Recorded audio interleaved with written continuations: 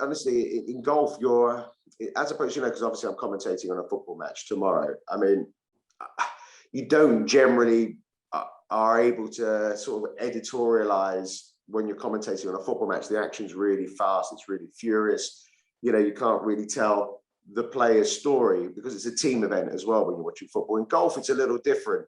So you can have that space as a commentator to give a reason why that individual should be more than just another name. So, for example, a golfer called Christopher Broberg won at the weekend, and it could be just another Swede winning a European Tour event.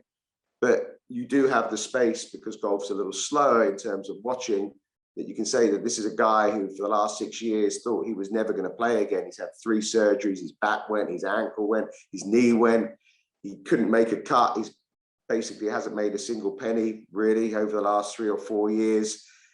He's finally fit this year. He, was worried even when being fully fit that something wrong was going to happen, that he went out thinking, what's the next injury going to be? And then finally he won at the weekend. And, the guy couldn't speak in his interview afterwards because he spoke of 6 years of hell. And you do have that time in golf to tell that story in the build up, and that sucks in people more, I think, if there's a person behind the sports person that you're watching out on the golf course around the field. But you don't actually generally get that time in football.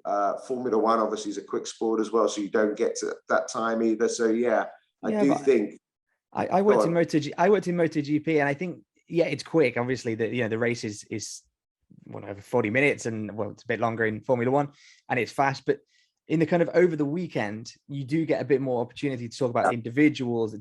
It's not like you've got to deal with 22 players like in a football match. It's so you do get a chance to kind of explain that drama a little bit more. So that's normally around the live, so that's in the build up, as opposed to actually while the action's going on. I mean, for example, the Ryder Cup, that's coming up over the next few days, that'll be boom, boom, boom, boom, boom. It'll be quick and fast, and obviously most of the players that are in that, most people know who they are and know most of their stories. But I just feel like golf is a really good sport for allowing, and tennis in some respect as well, for knowing a little bit more of those stories, which do come out in these documentary series. You get to, look behind. Everyone thinks it's all glamorous, and it can be quite glamorous being a sports person. We put them up on a pedestal, but they're all like me and you, really. They're all got their insecurities, frailties, fears, hopes, expectations, and they've all got, as you say, a story to tell. Everyone thinks their own story is quite boring, but to other people who are especially fans of that sport, they want to know, and there's a thirst for it, which is why these documentaries do so well.